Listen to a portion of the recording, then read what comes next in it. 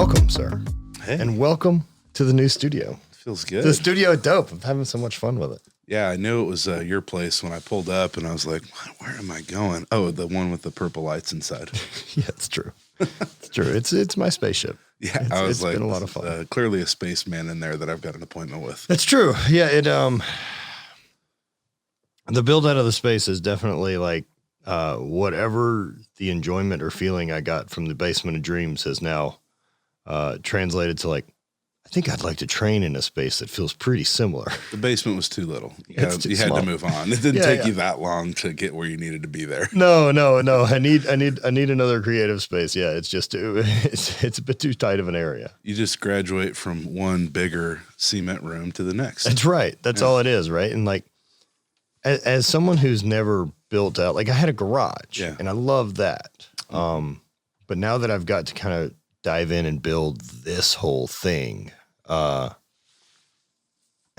get people building like their gym out and like really getting meticulous about it. Oh yeah. And it's super fun. I've got a client, her and her husband live on a little farm in North Missouri, and they are like North Central Missouri, and they built like their own shop. So he's like building a Cutlass 442 on one side, and then they put a gym on the other side, and there's turf, and like everything's custom rogue set up, and like all the walls are painted beautiful, and it's all perfect. And just imagine like you're just building your dream out there, and I just think it's so cool. I love it, dude. I love it. Would you ever build like also have a home gym, or do you like going to actually the gym where people are? You know, it's a place for me. Like I have to go there. It's a ritual. It's a place I go. It's a place for community. It's never been my thing. Okay. You know, and so I had a home gym for a long time. And before I found powerlifting, I was in my home gym. And the reason I even left my home gym was because we ran out of room on the bar with the weights I had and the bar I had. And once I started to focus on it, we outgrew the bar in like 6 months or 5 months, and had to. That was how they got me to go to the gym. Right. Because I didn't want to. Yeah. You were like, I'd rather stay here and do this thing. Yeah. If you go back through my YouTube, which I don't use YouTube, it's just a weird thing. It's hard to upload to, and it's a monster that's got to be fed, and like it's work. Yeah, and I'm not into it, so I have to choose my platforms and then dive in. So Instagram's the one I dove into. I can't dive into Facebook. I can't dive into YouTube. No one should. But Instagram fits me. It suits me, and so I've dove into that one. But if you go through my old YouTube, I've got a couple real gems on there. There's like videos of me rollerblading. There's videos of me doing CrossFit. JP's YouTube of him doing rollerblading. There's like a video on there of me doing like a 42-inch vertical jump at 340 pounds. Come on. And freak. Or like box jump or whatever. And so I was just in my driveway working out, and I was trying to learn how to do Olympic lifting. And I was doing CrossFit, and they were like, hey, you should try to do some other stuff. I had like the best CrossFit total in the world. And I think I was I had a fucking really good CrossFit total too. Like both of us apparently. I was like squatting and deadlifting 585 to 600, 625. And then I would overhead press like 365 or 405. That's where you're killing me. My best overhead press was like 327. Yeah. Fuck. And so it was fun, but they were like, hey, you really should do something that you're more geared towards and suited for. And there's a reason why when I was in high school, I cleaned 315. And when I was 25, I cleaned 315. Right. I had shit technique. Yeah, I can just do this. That's just, I can reverse curl that much with a little bit of hip drive.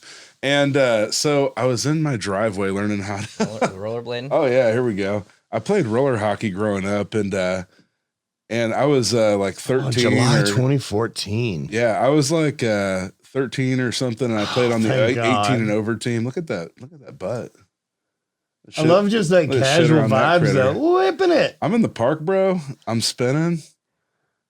I love that you set your phone up and you're like, I got to get this. And there's like moms wandering around me and stuff. Somebody had like told me I couldn't, and I was like, hold on, I've got a pair of blades in the freaking. I got a pair of blades. Hold my beer. Yeah. Watch this. Let me go slap these blades on. Hold my joints. Excuse me while I cause a tsunami over here in the park. Dude, we didn't. Oh, no. Just flooding panties. Mm-hmm. Man, we like skating rinks were such a thing growing up. I worked there. Oh, I never worked at one. So I spent a lot of time there. So I like transferred schools and stuff when I was in 5th grade or so. And I had skated all the time, like up to 4 days a week. And I would like go to this other roller rink across town on Soul Night. And I was like be the only white kid there. And it was awesome. And like, it was like, there was like a half wall that separated everybody. Of course. You know? Yeah. And there would be a guy that would like come and warn everybody. And his buddy would like warn him again. And then he'd come and he'd like throw his leg over it and like slide down the whole deal. Yeah. I thought he was the coolest. Coolest dude. I had a pair of shoes mounted on skates, but the ones that I really liked, there's an older guy that worked there. He had Jordan 5s on skates. Come on. And with the reflective soles tongue. Stiff enough? Dude, they were fun. And they had we had dance plugs in the front because where we're going, we don't need brakes. No, that's true. And you just slide. You give them a power slide, and then the girls would be like, "Oh yeah, they can't help themselves." Oh God, he power slided. It's the most sexually aggressive thing you can do at 14. There's this hip hop song right now called Power Glide. Yeah, I know what you're talking about. Slime green peanut butter inside. Dude, Power Glide is a great song. It's a great song. I'll listen to it 65 times in a row in my truck. Like if I'm driving, I'm like, this is my jam. Yeah, dude, it's definitely a vibe. It reminds me of skating, like with Power Glide. Yeah, that fucking hard stop. Yeah, I did like roller hockey and stuff. Did you ever get into hockey? So we didn't have ice until I was in high school. So I played roller hockey. I like that. Ice wasn't invented until JP was in high school. Yes, I'm an old guy. When they sent ice to us in the Midwest, then we found fire. Wikipedia needs to do some updating. I played roller hockey and I skated all the time. I had like 3 different pairs of skates and I was at the rink. And then when I was 14, they gave me a job. And, I was just thinking the other day for the first time, I put the connection together. But when I was moving and going into different groups, and I wasn't good at sports yet, and I was like 12, 13 years old, and then I started lifting and I was skating all the time, and I got really good at sports at that time, like the contact sports I was playing. And then like my life kind of changed. I like kind of opened up and I like really started to kind of belong. And the skating rink was kind of the first place for that. I remember I thought I was so cool because I was a good skater, right? And so we had races. So I would like start against the wall, and I was like 12, but I would be in the 18 and over category. I was about the races. And they would make me start on the wall, and I would like get like a handicap and start? I would have like a lap penalty. What? And I'd still beat everybody's ass for years in a row, Yeah. And I remember I recall now there were these other guys there that I didn't know weren't cool. And they were like 27. I didn't know these dudes weren't cool. Wearing like a Under Armour undershirt tucked into jeans with like the 5-wheel blades, the racing ones. Serious about skating. That's whose ass I wanted to beat the most. They were serious. We had a couple of dudes. I remember specifically there was this fucking white trashy kid at Skate City in Lake Charles named Chris. Skate Away in Topeka, he was by the always way. fucking Skate Away, cool. big So, ups. like, I'm probably like 10. Like, I don't think I'm out of elementary. Like, I don't think I was partying too hard at the roller rink by the time I got to middle school. Nah. And so like 10 or something like that. And he must have been 12, but had like 5-wheel, big, long monster roller blades and like would fuck people up at races. And like, I remember him.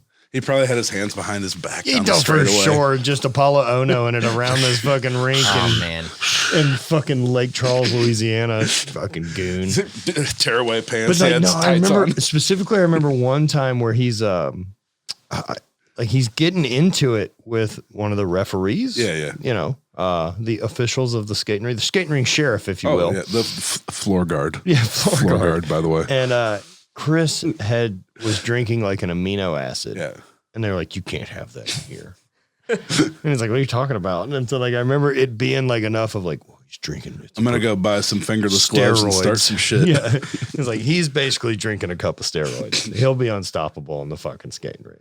Get those BCAs in you Dude, can't could stop. you imagine if we had Jack 3D at the skating rink? No, that you can't fucking load up a bunch of those kids on that, man. The Mortal Kombat game would have exploded. I would have been going nuts on Cruising the USA.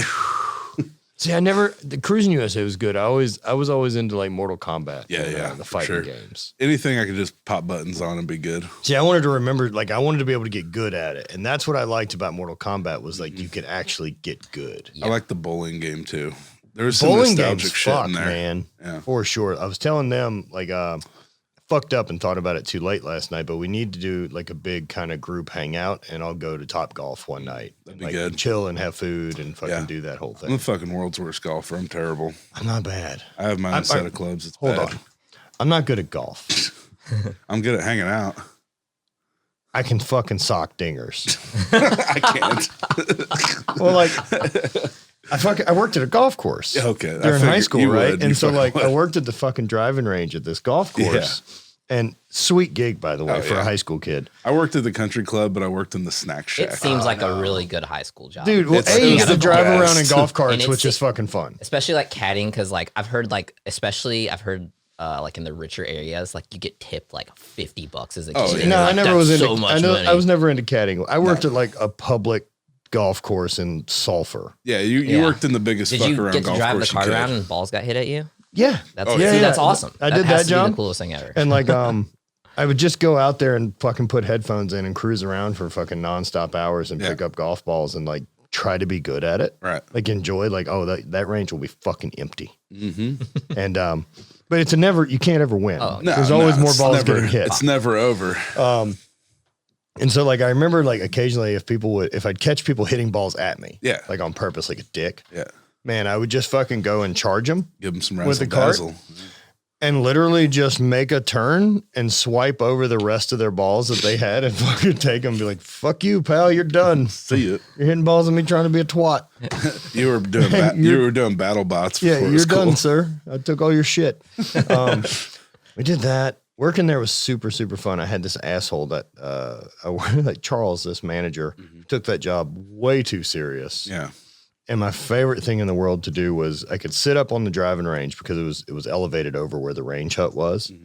And so I could sit up there and look into it and see Charles. And like the counter setup was ridiculous. You had like this long walk around to get out of the building. And then so I'd wait for him to walk all the way out of the building, lock the door behind himself, get outside and light a cigarette. And then I'd call the range hut from my cell phone. Yeah. And then he would stomp his cigarette out and unlock the door and then run to get all the way back to the phone. Brush Park driving range, this Charles. And then I just hang up. So I'm just fucking ruining his cigarettes. That's all I'm doing. Working at the ruining country his club cigarette was the best thing ever for a young athlete because I was in high school. My cousin was the manager. And then all my friends worked there, and we like only hired lifeguards we knew and stuff. Fuck and yeah. So like everybody was cool, and we'd like go out and swim late at night, and we were all told there were ghosts there, and so of we'd like course. go ghost hunting and shit. The coolest thing though was like it was the fancy country club in town. So every night there'd be a buffet for us in the kitchen, shit. and for me, Sunday brunch, bro. I was working out twice a Speaking day. my language. And like Thursday fried chicken night. I'm not kidding. This place was insane. It was so good. And it was the best job ever. And I made like the best food out there. Man. We go nuts. I loved having those jobs. Dude, the golf course was a pretty good fuck off. Then I job. managed it for 2 summers. The guy who ran the golf course, our pro, I guess is whatever he Right. is. Do they all seem like alcoholics? And shit? No, It's so like this lazy Bear, his dudes. name's Bear, Bear Suarez. Yeah. His dad was like the notorious Shannon Suarez, like the high school football coach in Sulphur, who would have been there for like coached my dad. Right. And so he's just this old fucking doddering dude around town that Right. everyone's kind of nice to because Yeah. he's like a legend. Sure. And so loves Bear Bryant and names his fucking kid Bear after Bear Bryant. Yeah, I remember that for whatever reason. I had a gym teacher named Miss Carol. She was pretty awesome. Big ups, Miss Carol. And she named her kids Bow and Arrow Carol, and they're identical Bow and twins. Arrow. And they were both gym teachers too. Fuck yeah. It's like you just wonder if like they're like think it's fucking ridiculous or if Of they're course cool, they do. You know, Of course they think it's ridiculous. Bow and But Arrow Carol. names are super fucking weird, right? Because I think as much as humans are interested in individualization, Yeah. it's something rarely anyone ever changes. It's like the thing that someone gives you that's identifies you probably more than anything else Yeah. as far as a name. Sure. And very few people are like, I don't like it. I'd like to use Rick. Right. Yeah, it's interesting. It's like, that's good enough. You never Matt's hear kids fucking really just as complain fine as about- Jeff. Who I gives feel a like- shit? You I never feel hear like kids people complain are about their names, which Right. is super interesting. people are way more into changing their gender than their name. True. Yeah, you know. Well, one usually That's goes a with the other. It's conversation. usually a pretty, I think The name's like an a group afterthought. deal. If you're going to change gender, typically there's I a don't name think you with it. switch gender though because of the name you wanted.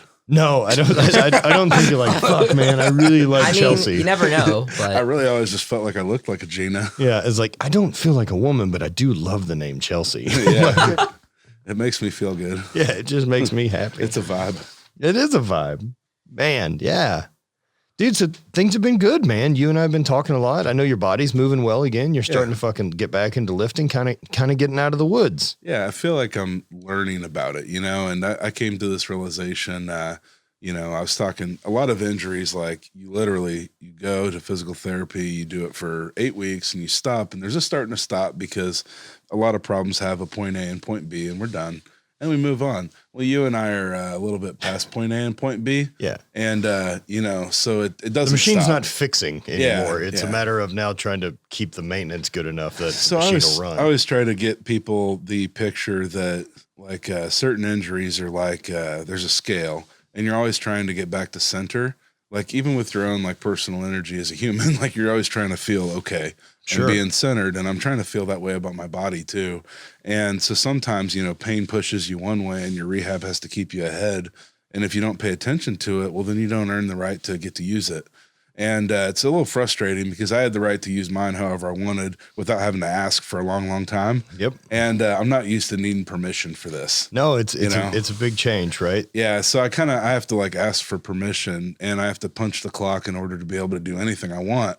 And even living day to day, if I don't do any physical therapy, I'm not feeling good. Right. And because it'll creep back in. I'm not fixable in some ways, And but I can try to get to normal, and I felt it.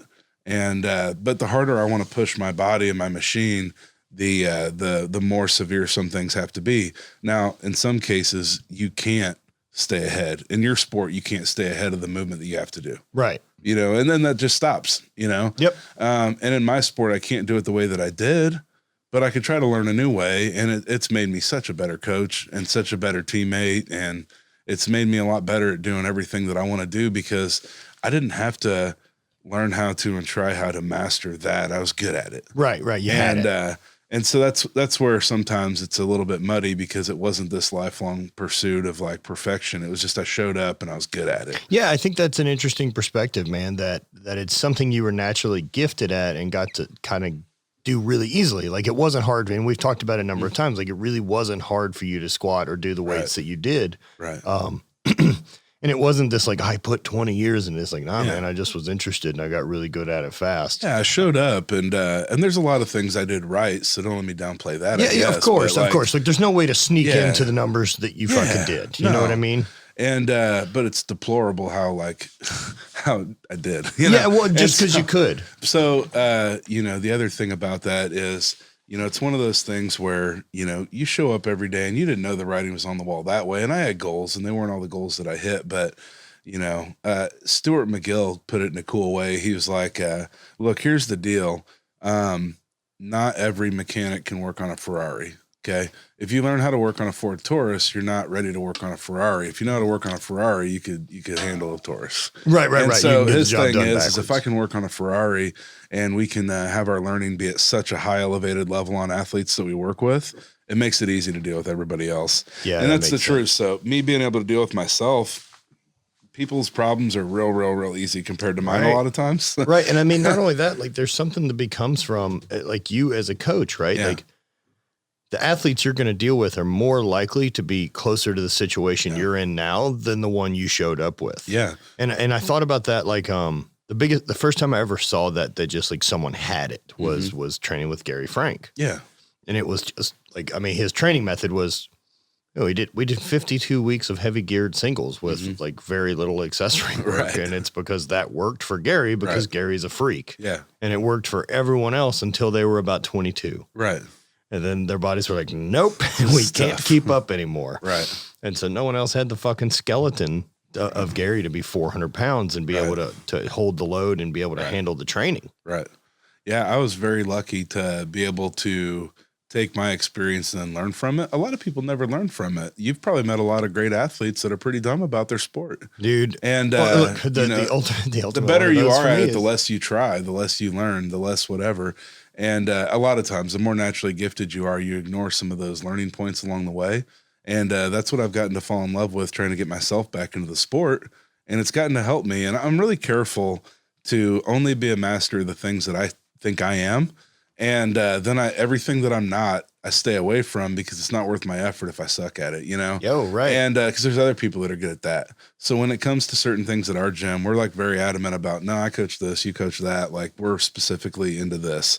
And so Stu McGill and Andrew Locke, both the doctors that I worked with, they're both really encouraging of me helping some other people. Mm-hmm. And I tread lightly on that because I'm no doctor. And you know, if it's something where it's a really specific, like point A to point B, then I try to help somebody. If I've had a problem, then typically I've learned the solution. Sure. And I've been able to help folks.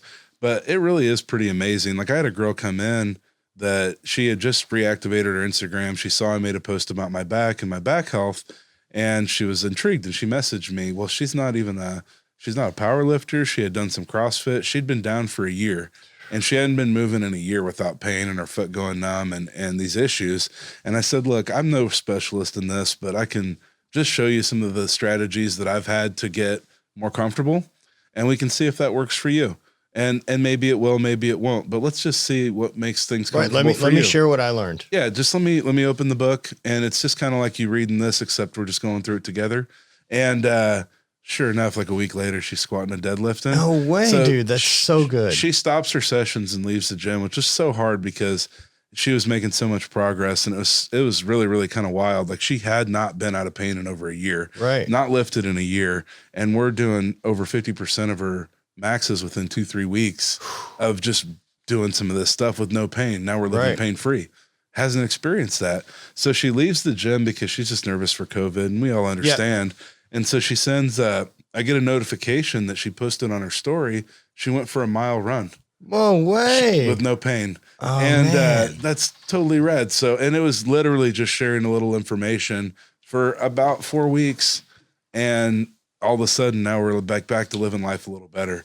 And it's, man, it's good to feel. It's silly, right? Because, I mean, you've helped athletes reach big PRs and big lifting numbers and stuff like that. But like, once you've kind of experienced something with pain and chronic pain, and like what a debilitating thing, and then how that fights you upstairs, helping someone out of those woods, that one's important. Yeah. Like I'm stoked to help you reach a total and hit some goals, but this is saving your life. Yeah. I mean, I've got people that started out with a little bit of this and that, little hitch in their giddy up, and they need a little attention to their back. And so we get pain free, and then we start lifting, and then we look back and we're like, holy crap, that didn't take that long. No. And now you're hitting PRs, and now, you know, and then they start thanking you for, like, you know, hey, I live every day a little better now. Thanks. You Dude, know, and right. I'm like that's the thing. Really like cool. even a 10% increase to like your day-to-day life. Mm-hmm. Like, that's the big upgrade that you get from some of the strength training stuff and some of the other knowledge, is you learn this vehicle maintenance for your body, that like when the check engine light comes on, you kind of know what to fucking do, so you can not blow the engine up anymore. Right. And it's so valuable to like be able to share that, because you've had to figure out how to keep the machine running a long time, especially now when you come out of that, the other side of like, this worked really naturally. Yeah. And so like, oh, now I have to focus on a thing, and every inch is earned. Every single one. Yeah, dude, like there's no good way. Yeah, that's what I really like about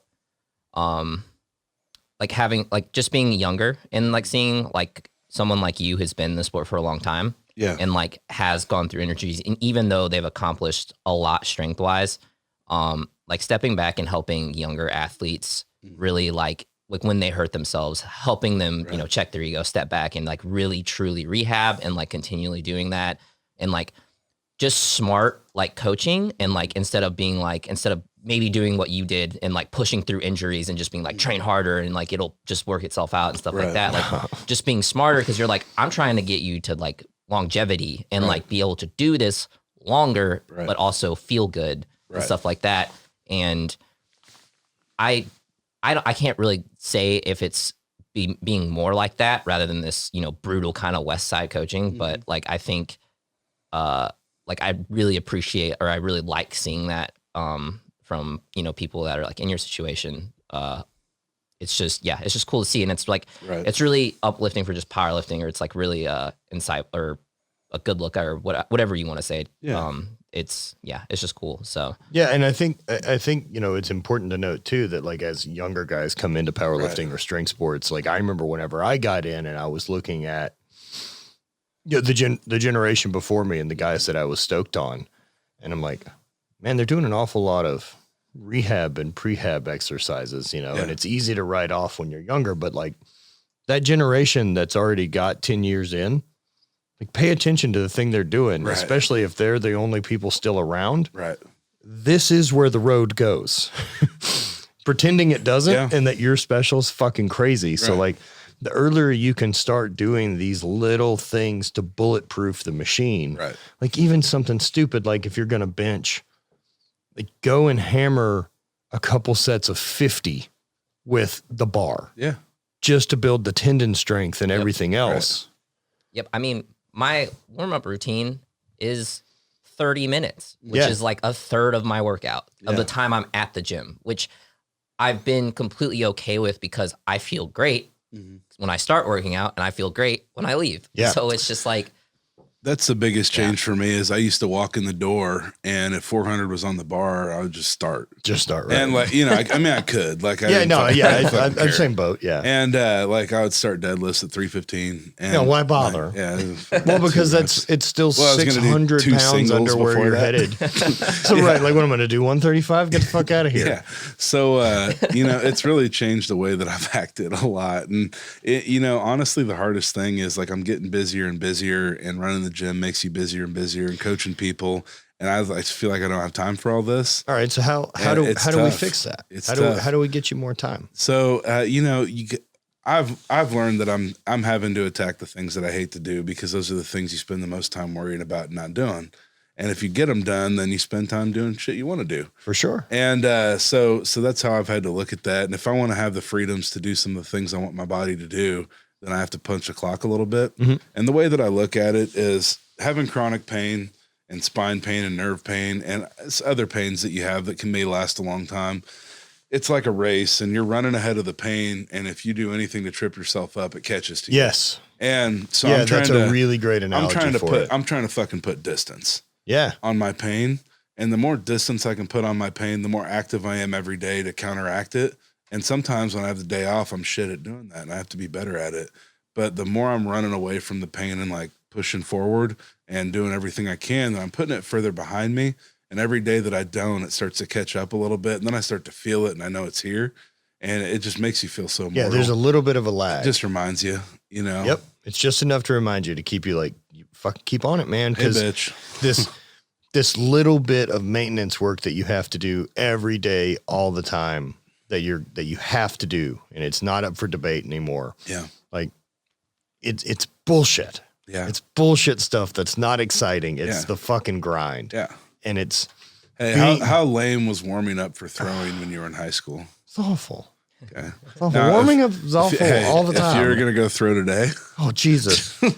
If I was going to compete this weekend, I basically need to start moving around right now and like get a hip circle on. Yeah. It's going to fucking take 48 hours for me. Yeah. Exactly. I have at least 40 minutes in a hot tub. So here's how it works for me now. My ego's got to be 0 and I have to just be okay.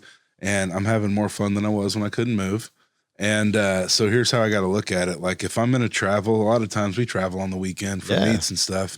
And if I'm going to travel on Saturday, if I'm going to drive more than a few hours, even here to St. Louis and back sometimes, if I'm going to drive a little bit, if I get home on Saturday and on Sunday I'm sore at all, I don't squat. Right. You got to listen, right? Different. Like you have to be able to listen to those little messages. I'll take the fucking week off. Not, I don't care. You deserve the beating. Yeah. I'll take the week off and I'll extend my training cycle. Nothing's that important. No reps that important. Because sometimes taking the day off is the progress. Yeah. Like, especially with pain, with managing that. It's like, well, I feel weird about taking the day off. And so for me on those days, those are the days I'll focus on. Like, I know I can't lift. Yeah. And so those are the days for sure that I'm going to make sure I go catch a 30-minute walk. I'm bad about being productive on other days. And I need to be better at that. Like it's always a work in progress. And there's always stuff you want to be better at. For me, it becomes, like, where can I do two things at once? Yeah. And so like, I know even if I'm really stiff, like getting on the bike for me and just pedaling will loosen up stuff a lot. Yeah. And so whether that's walking for you or anything else, right. But during that, I can answer emails. I can steal time. I can do a thing I have to do anyway. Right. And steal some fucking calories and some movement. Yeah, and that's something I need to be better about, and I've tried to get a little bit better about. One of the hardest things about back recovery was they really, really want you to walk. I'm sure. And I couldn't. No, that's right. Yeah, you're in hip pain. Yeah, I had, it's back pain, but it expresses in the hip, you know? Right. It naturally flows down your leg and through your hip. And, if you look at how the nerves run, then it just makes sense that your hip that adds up. And so, walking was tough. And then, you create these imbalances, and then like my left calf would always need work. And so I had like a standing, appointment with a chiropractor every Wednesday at 9 to get dry needling in my calves. I did the whole time I competed. Yeah. He would put like 4 different sets of dry needles in me connected to electrodes at a time so that I wouldn't move while he was working on my calf so hard. Right. And he would just have to punish me. And I haven't had time to go back, but like I need to do things like that to be able to move every week really well. Any chance you can find someone else, right? Like find someone else that can come to you. So they set it up so good for me. Like it's hard not to go. It's close by. It's cheap. Is it? Yeah. It's a good partnership, but but I do have an LMT that's in-house. Oh, nice. And that helps man. out a lot. So, and we trade coaching and so that's a good relationship that helps me out. Massage for me has been huge. Like I try to go. Bi-weekly has been my jam. I try to go twice a week, if not more. Yeah. And I get quite a bit out of it. Other than physically it helps and it loosens my back and hip up quite a bit. For me, it also forces me to stop fucking moving for 90 minutes or an hour during the day. Yeah. And then I kind of get like, that's my meditation time. I try to think of it like that, to where I can sit and visualize and think about goals and work through creative stuff while my body's busy. Yeah. Because if I was just going to try to go do that at home and like lay down for 90 minutes, I'll get really guilty feeling about like I'm wasting time. Oh yeah. But you start feeling like you need to be somewhere else. So like float tank works the same way for me. Yeah. I've never done one. I think they're cool, man. Cool. It's if you get a chance to go do one, go try. Yeah. There's one close by. I need to check it out. They're nice on edibles. Mm-hmm. The tricky part there is timing. Yeah. Do you, so how long do you float? A half hour or so? I've done usually an hour. Okay. I usually go for an hour. I rarely will make an hour. Yeah. So for me, like if I'm going to float and do it, I know that I'm going to get into that zone. Yeah. But at some point when I lose it and it clicks out and then my brain gets to what the fuck are we doing here? Yeah. It's time for me to leave. Yeah, it's time to go. Yeah, it's time. I'm not going to wait for the clock to run out. I just get up and go. And if that's 45 minutes, cool. But if I got what I came for in 30 and I can't get back. It's like a nap when you don't have anything on the schedule. You got to decide to get up sometime. Right. And I've done that with sleep lately because my schedule's weird. So like, it doesn't matter what fucking time I do stuff for the most part. And like, if I wake up at 3 or if it happened at midnight the other night, if I can't go back to bed in 10 minutes, I just get up. Yeah. And I'll start the day. And so make coffee at midnight and fucking start. And if I want to go to bed at 3 p.m., I fucking can. Yeah. So I'm done fighting it. Right. If fuck it, we're up, cool. That's one less thing I'll have to give a shit about because it doesn't matter what time it is. Right. Also, I like being up early, man. There's no one else up. Yeah, I told you that I've really craved getting up earlier and spending more time in the morning. I just feel like the way my life is, and with so many, communication, so much communication a day, like usually by noon, I've had 50 conversations. Right. And like I've gone back and counted them, and I'm talking to a ton of people a day. And a lot of times I have every one of those conversations before I stopped and thought one time about myself. No. And I need to start like thinking about that in the morning, like enjoying breakfast with my kids a little bit more. And And I think that as I evaluate ways to get better as I get older, and as I evaluate like how my machine wants to work and what I like and what I feel good about, that's one of the huge missing links for me is sleep and waking up at a certain time. Like I just think that it is so beneficial if that's something that's routine. Yeah, man, for sure. And then I've just never been a good sleeper, like ever since I was a child. Well, you're a big guy, and that kind of comes with it, right? Yeah. I'm not great. Yeah. So like I know for me that once I wake up, I'm up, and that's typically going to be before 6 a.m. Yeah. Now, if I insomnia. want more sleep, yeah, I have to get it on the front end. Right. Like I can go to bed at 7. I can't do that. See, So I'm falling asleep at 7, but then I'm like up at 2. Oh, so see, I'm fine with that. I'll just get up at 2. But I don't go to bed at 7. I'm stay up and I'm still up. Like, why wouldn't you go to bed if you're falling asleep?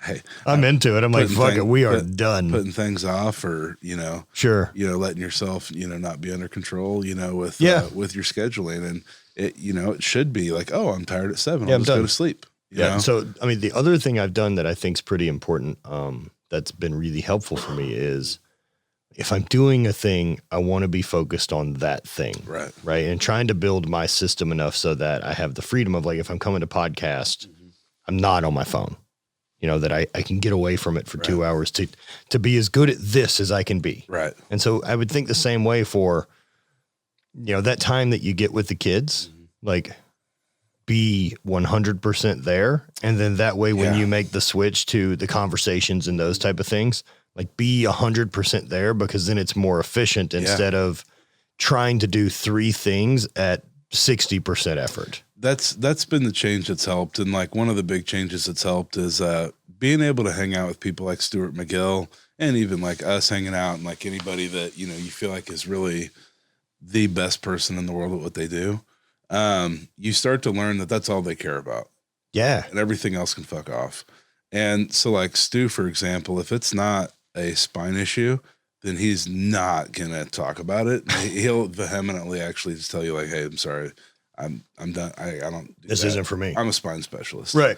And I learned from that because, how many people, it's funny to say it out loud, how many people talk shit about stuff they don't know anything about every day that we hear. Tons, right? Like, dude, I've even caught myself with that recently. And here's how I've started to kind of look at it. And it was, funny enough, it was thinking about like Tony Robbins. Mm-hmm. This is someone I've never fucking listened to anything from Tony Robbins. I believe kind of a kook, a horse's ass, right? Like whatever it is, except for make people feel good. Cool. Right. That there's this, cool self-help guru guy, right? Like I believe there's some charlatan here, right? That it's because the people that are looking for that, I'm turned off by. Right. Meanwhile, I don't know anything about his fucking message. Right. And if I can break it down another way and think, if his message is so fucking strong, because he's doing something right, because people keep paying. Yeah. You don't continue this long of a career lying to people. Right. You can't do it. Yeah. Unless religion's involved. Yeah, there's got to be some proof. Yeah, you can fucking crush that one forever. Went out of the park with that one. Joel Osteen's killing it. He's like, we don't need to prove shit. Just keep sending your money. Let it ride. So, like looking at it that way and thinking like, if his message is that strong and it helps people whose shit's completely not together, who are looking for help, who are desperate, how much can it help someone whose shit's together? Right. Like, is it rocket fuel then? Right. And so, and then I realized like chatting with Rob, Rob's been and went to one and talked about how really powerful it is, but he said, it's fucking kook and it's weird, but you came. So go full fucking kook and be part of it and chant and yell and fucking do it. I view that a bit like lifting weights. So let's say young Brant over here's never lifted a weight and he walks into my gym. Guess what? I know that I get to look like the best coach in the world because he'll put 200 pounds on his total. Yeah, right, for sure. Like so you get somebody who's a real down on themselves and you bring them into Tony Robbins. Crush. Yeah, there's some big picture fixes. You're fucking making some big changes, right. But you bring somebody in that has their total shit together and they're inspiring others around them, but maybe they get a little less from Tony. Of course, maybe I get a 10% bump, good. Right? Yeah, but 10%. Fuck, man, I'll take a 10% bump, especially like up here. Absolutely. And so every little bit I can find, dude. And I just thought about and then we were hanging out with like Bart and Gio. Yeah. And Gio ended up going to one and talking about how fucking impactful it was. Right. And then she signed up and became a platinum member. Yeah. And I'm like, man, how much am I shortcutting myself or am I preventing myself access to really smart things by my own assumption of going, I won't like that. Right. Meanwhile, I've never fucking heard a self-help book. I've never listened to Tony Robbins talk. And so like, how about before I make that opinion, why don't I download a fucking book and listen to it while I pedal? What's the worst outcome of that? I don't like it. Right. Or maybe I fucking gained something rad. Like that's worth the shot of the investment of me listening to headphones. Right. Well, it's like some people shit on different modalities of fitness. And like, if anybody wants to say anything about CrossFit ever, I'm like, anything that makes people look like that. Well, not like, dude, cool. And not only that, like I want healthier people in general. Let's actually work on problems. Dude, I want healthier people in general. If we're going to sit there and argue which strength sport's the most important, like who fucking cares? Right. I want more people with barbells in their hands because, man, of all the entitlement and all the bullshit that we have going on in the world, like you can't fake getting stronger. Yeah. That's one thing that's been really, really frustrating. And look, you and me are similar. We don't talk a lot about the political shit. Right. It doesn't mean we don't have an opinion, but I respect everybody else's so much. I threw fucking rocks in a field. Yeah. Right. Like I don't have a valid point to share. What do I have to say about this? Because I'm so uninterested. And I know that, and it's a flaw, but it's because I'm only working on certain things. And I was to finish a point to Stuart McGill, those guys, we focus on something to be good at. And the more you focus on it, the better you are at it. And so anything I get asked to do, if it's not one of three things, I'm just out. And so if it's not running the gym, if it's not being a better coach, and if it's not running good powerlifting meets, then I'm just not in. Right. And I can't invest any time into it because I have other things that are part of my life permanently that I can't take breaks from. And that's evaluating your time as being valuable and saying like, yo, if my time's this valuable to me and finite, the things that I want to do that especially outside of my work scope need to be benefiting me and things I love. Yeah. That's it. Yeah. And you really want to be a master of your craft. Like that's what I'm craving, is to be a master at what I do and to be able to help people better, because going right back to where we were, and we don't talk politically a lot, you and I, but that's because we're so uninterested. But here's the thing about this narrative that I'm dying at right now. And if anybody wants to disagree with me about this, they fucking can. But you know, when COVID hit and when the gym was shut down, and when I was like 2 fists of alcohol deep in the first week of the shutdown, because I was allowing myself to have that shit. Yeah. And then I got tired of myself, and then I got tired of the situation, and I called up the nutrition coach, John Heck, and I was like, hey, John, I need your help. I'm ready to commit to some shit. And I lost 60 pounds like while we were in COVID. And, you know, I came out feeling great all summer. I worked on it all year. I had a little bit of a relapse and I'm back in it now, but I've known women and men that have lost 100 pounds since the first week of COVID. Yep. And all these people dying and getting sick and all these people, but these people just changed their whole life for the rest of their life in that time. And the fucking narrative hasn't talked about it one time, how much your life can be better in 1, 2, and 20 weeks. Like it was such a big year. It could be so much quicker if you're that scared. Because what helped me lose weight was to be scared to death. You know, I thought I might have had a liver issue. My stomach was hurting when I woke up. I was drinking too much. Scared the shit out of me. Alcohol is scary, man. I called a friend and I said, hey, we scanned my liver. I'm just scared of it. Like, I'm just scared that I'm one doctor's appointment away. I've always felt invincible and being huge and invincible. And then I felt like I was all of a sudden one doctor's appointment away of not being. And so I wanted to get checked out. And when he gave me clarity on that, I felt so elated. And it gave me the ability that I needed to lose weight at that time, to start that journey. And so I tell people, you either have to like just be okay with working on yourself and like give up a little whatever you're holding on to that keeps you doing that behavior. You either have to give up a little bit and allow this to happen and be able to look at your shit like data and like just analyze yourself and be okay. You know, you have to do that, or you have to be scared to death to change. Yeah, dude. But people should be scared to death and they should be fucking changing, but we don't talk about it. No. And alcohol's tricky, but let's keep that store open. Let's let you get all your booze in. Let's make sure we keep this going, but we're just not. Well, because we're okay. We're demanding obedience. We know people need a distraction. We're demanding obedience, but we're not requesting any excellence. No.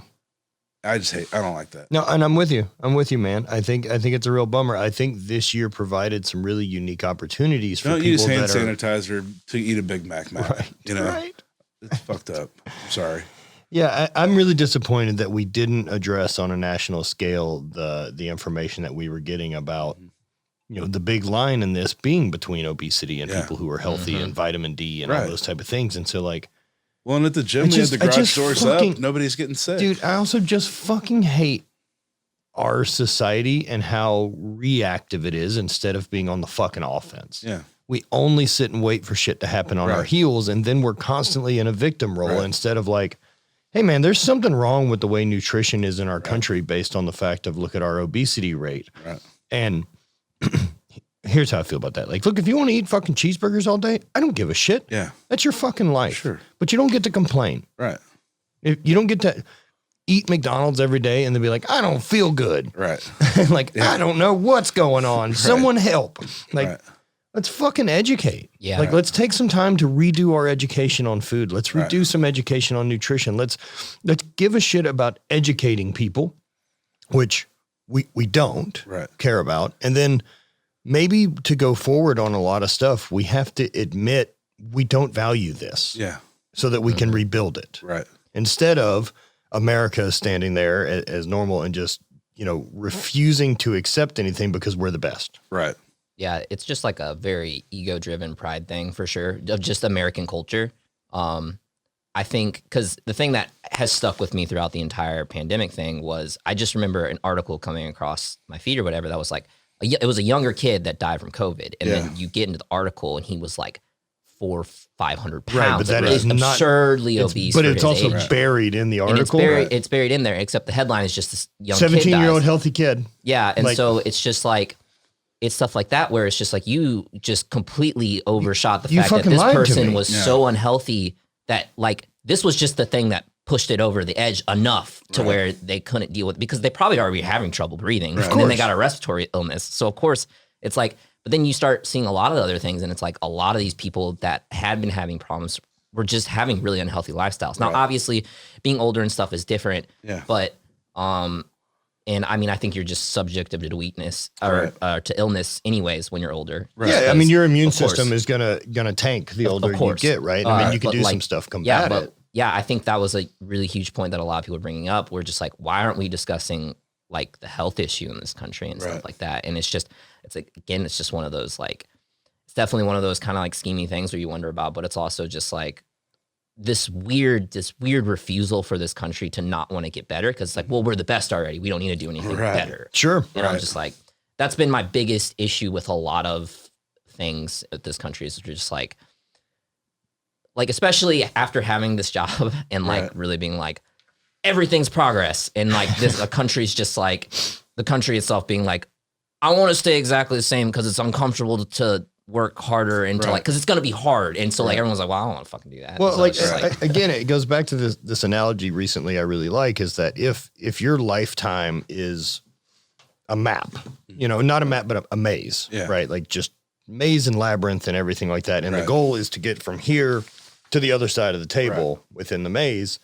Like, you may work your way through and it's going really well, but then you realize, oh man, the thing that I just chased, I'm already at the ceiling of. Like, this is as good as it gets, and I still have 50 fucking years left. Right. So I can't just sidestep. I have to go backwards. Right. Maybe the equivalent of 5 fucking years of life, right? That like, it's going to take me time to get back to here, but I know that there's a further path on that one if I commit to it. Right. And so and I think we've done that as a country with a lot of policies. We worked a lot of stuff and then shit, we're at a dead end and there's no way to unfuck this without burning it down. Right. Yeah. And so do we want to burn it down? Do we burn it down or we just hold tight and keep yelling, we're the fucking best? It's kind of like, Nothing's all these companies sending people home to work and then being like, oh shit, this works good. Well, think about that too. Like it fucking works. Yeah, you're not paying. Like, hey, a lot of people figured out, wow, you can guys all do your jobs really well at home. So not only that, like that was a question I had for my buddy Zach in town who works for like a normal business. Was like, what reduction in pay would you take from your salary for them to say you have to come in once every other week for a meeting with your team? Like you still have to show up every once in a while to do a thing. Right. Yeah, which is fair. But other than that, you can run your job from the house. Like what reduction in your salary would you take to be more on your schedule? What percent higher taxes would you pay if you didn't have to work on it? Because I hate working on it. What, taxes? Yeah, I think it's a whole industry that doesn't have to exist. Well, and it's because it's been made so complicated. It's too hard. It's been made complicated. It's the same where thing as all the other litigious bullshit and lawyer people talk. that are pros at it, they don't even know all the code. They don't know all the book. Like they're not even close. I look at tax law and accounting and all those things being so convoluted and so mysterious. There's so much room for error. It's so ridiculous. Right. And there's also so much room for benefit. Yeah. If you can figure out the fucking combination. How maddening is it to know every time you turn it in that you know it's not complete? Like, oh God, ever. It's never, you don't know. There's too much. There's always, and there's part of me that's just like, I'm pretty sure this is right. I guess. Luckily, it's close enough. I'm confident in the fact that being stupid's not illegal. Yes, that's true. I'm not trying to fuck Uncle Sam out of money. I just don't understand what exactly you want from me. They're overall pretty understanding. We're doing our best. We're fucking trying to figure it out, man. They've treated me okay. You've had a failed business. You understand. Yeah. Good times. Fucking good times, you can go back for 5 years. No. No, it's tricky to get because you want the progress of it. And whether or not, I guess, people or our country really want progress is kind of up for debate. And again, that kind of now has fallen into the way that I look at a lot of stuff. It's either, well, let's either all agree that we want progress. Right. And start making some fucking hard decisions that give us progress. Right. Or let's honestly admit we don't. Right. And be like, no, this is good enough. We'd like not to change, which fucking sucks. So many things that are so unimportant. It's always a people issue. Like, it's just like, it's weird because we think about like state lines and borders and stuff, but there's no lines, like there's no wall, there's no anything, like everything, it's just land. That's why like, it's always really interesting. Like that area is bad. It's like, well, it's just the people there. It's just like the group of people there are bad. It's right. Like, the area doesn't have an opinion. We need a people change. Like the area doesn't have a fucking opinion or like care or have an emotion. Right. Like it's not a bad area. It's just the people. Now, so something we were talking about this weekend, interesting that I think too is like, so the more and more that we see jobs get automated by AI and things like that, which we're doing great. Yeah. I think that's really the reason why we'll need to like do some type of universal basic income. Yeah. Because if we're going to eliminate minimum wage jobs, that means our society has progressed enough that we don't need humans to fulfill these roles. Right. And so if we don't need humans to fulfill these roles, we need to give humans money that would normally be in these jobs so that they have some freedom to pursue a thing they're interested in.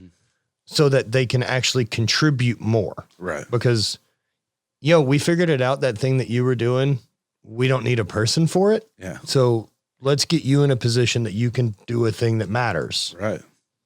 And or just do a thing that you really care about. Or fucking try. Yeah. Try. Or at least have the freedom to try that. Like, you don't have to be starving. You don't have to be drowning. And like, I use that analogy for drowning because, I mean, man, like if you're 32 and you made some weird education choices and like you've got a couple kids and you're a single parent and you're, maybe got out of high school, like you're fucking trapped, man. Yeah. Like what's your fucking best bet? Do you abandon raising your kids the right way so that you can educate yourself and make things better? Or do you commit to saying, fuck it, I fucked up. Right. We're going to be on the government tit. There is some wild amount of opportunity right now, though. There's a million ways to make money. Like people, there is, people but not everyone's even got. Not everyone's even got the tools. To start. And right? They don't. That's true. But it's one of those things where things go so far. At some point, it has to come back. Like I'll use powerlifting as an analogy. Gear went so far in what they were wearing that Raw became popular because it got so fucked out. Right. And it wasn't Gear's fault. No, it was a shit judging and the weirdness that took over the sport. It went so far, it had to come back. Yeah. Well, I hope that the government's doing that. I hope that the pendulum swing back is everything's USAPL. gone so far that it needs to come back at some point. And so like, here's an example. Like at one point, I'm sure at my kids' preschool, they did a Halloween party or a parade or whatever. They had one. Well, we get to this point now where we have 3. I'm like, we need 3. So somebody had an idea that we needed 2 more. Halloween parties. we only need one. Yeah, there's only one Halloween. Yeah, and so are they at different places? But so they've had these ideas over time, and now they've justified wasting my time as a parent from my work and whatever to come to 3 parties. Fuck that. And you do because you love, you do because you love your kid, you know. But yeah, now but they've made it that in order for you to love your kid, you got to go to 3 Halloween parties. You fucking pieces of shit. You know, so but that's how it's working now because somebody had an idea. Somebody had an idea that, oh, well, we need this party too. And, oh, we need this hayrack Well, we'd ride. like to throw a party. And, hey, well, we want this for them. It's like, oh, you want it for you, and then we're going to have them do it. Oh, man. And there's just a lot of that, and it goes so far. And, you know, it's there's just so much unnecessary shit, you know? Yeah, for sure, right? And, oh, man, there's nothing I hate more than wasted time. Oh, man. And I hate wasted time and obligation, JP. These are the 2 things I fucking hate the most. It kills me. You know, so when people ask me, like, we had this, you know, little meeting to really just like pick some brains of some other business owners and try to get better at what we're doing. Dude, I'm so glad to hear like that type of stuff that people need to know that like you have to branch out and find other peers. Yeah. So like when I learned, I'm not very good at just like going to read a book, but you know what I am good at? Coming to hang out with you. Yeah. And going to see Chris Duffin and going to see Mark and going to see some other great coaches in the country. And that's how I choose to learn, is to go to see Stu, go to live at his house for a minute. And, you know, if you get the opportunity to do that, that's my favorite way to learn. So I can just get to see them practice. And that's just better than reading. It's one thing like I love this. Yeah. And like I love getting this studio and have to have a hang. And I've loved that since I started the podcast. Yeah. But I like us getting to do the basement thing for us and have that hangout. Yeah. Because the conversation's different knowing that there's people watching. Right. Which in part makes it better. Yeah. But also it changes the focus, right? Because there's the observer. Right. Like there's a different thing happening when you know other people are watching. Right. And so it's been cool to get those sides. And so being able to travel and like be in those universes of, you know, down in Miami with those friends or out in California with Mark or in Montana, like, man, I just want to fully immerse into your universe and see how it works. You're getting them where they are. Yeah. And then I can leave and be like, yo, I really like this idea and then figure out how to make my universe have that. Yeah. You know, for me, like building this space and then building the team with Brant, like that's a ton of influence from being around Rob and Dana. We're missing a lot of experience in life, and there's a lot of things that people aren't getting. They're getting a virtual world, you know. They're getting something that's not this. Right. And so whenever I get an inquiry for the gym in my email, because it all comes to my email or my Instagram or whatever, I just say, hey, that's great that you're interested in the gym. Would you like to come schedule a visit? You know, it's like, come see us and get let's our do vibe. an in-person thing. Yeah. And that's all I'll offer. And if they don't want that, if they, you know, go back and forth on an email more than that, then I'm not concerned with it. Well, I mean, yo, if I can't get you to come through the door, it's not going to get it, you know? Yeah. If I can't get you to come through the door, I can't help you. Yeah. Yeah. I need people who are bold. That's the bare minimum is I need you to come over here. Yeah. Yeah. Like that's the very least thing you have to do to start this process. I need you to show up. That's another thing that I've been like really working on with me and my friends too. And that's people who can't sacrifice one piece of them for the whole.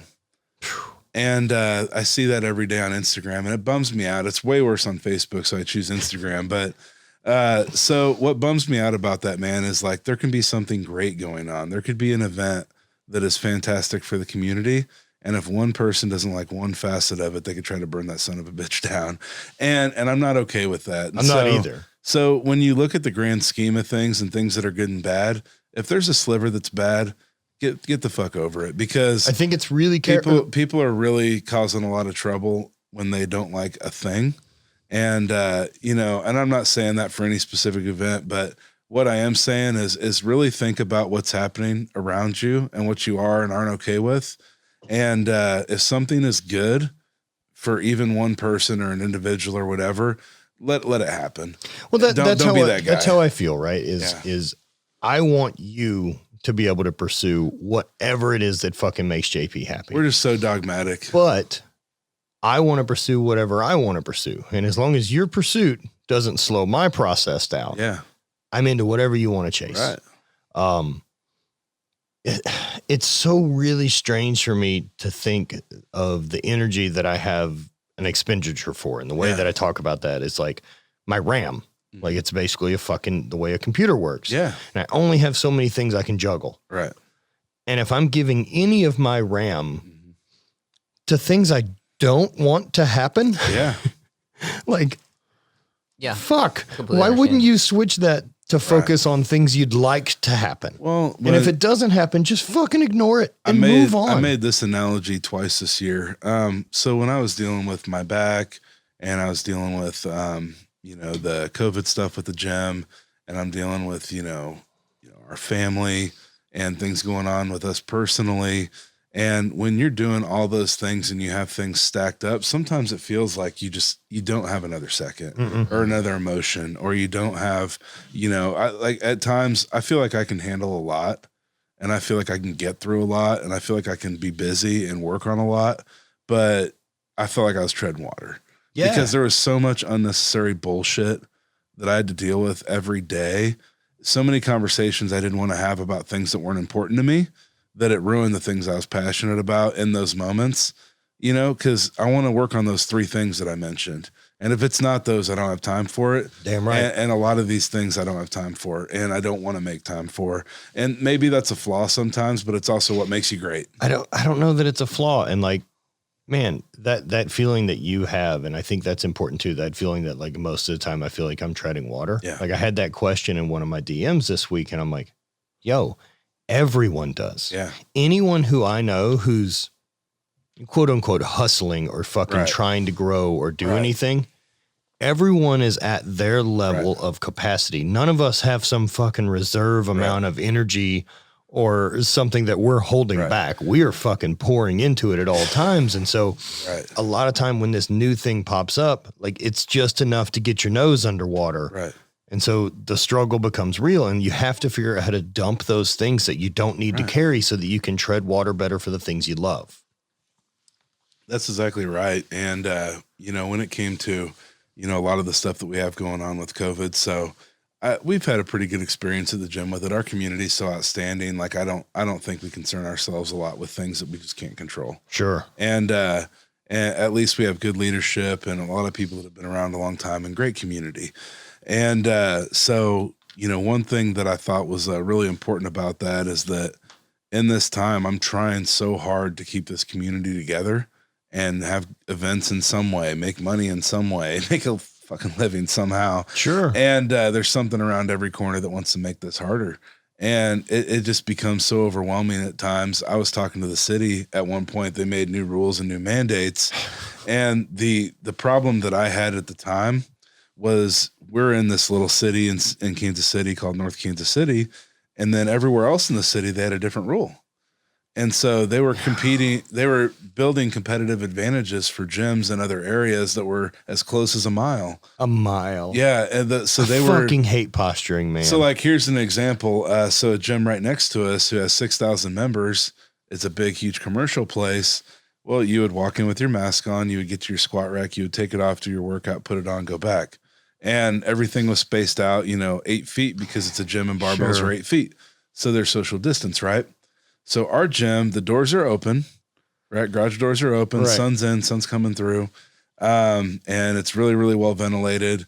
And we don't want to require masks. And it's August and it's 100 degrees outside. Yep. And so they call me and they're, really getting on me about, whatever we're doing and whatever we're trying to do. And look, so like the city, like your phone rings one day and it's the city. Yeah. Like that's how this works. It was the police. And they were like, hey, we got a message that you're being willfully negligent at your business. And I don't talk about this stuff a lot. And the reason I don't is not because of how I feel. It's just because I don't want to affect others on it in a negative way. Sure. And it's something we've spent so much energy on that you guys know what's right and wrong. Be adults and make your decisions. At the gym, most people are pretty healthy.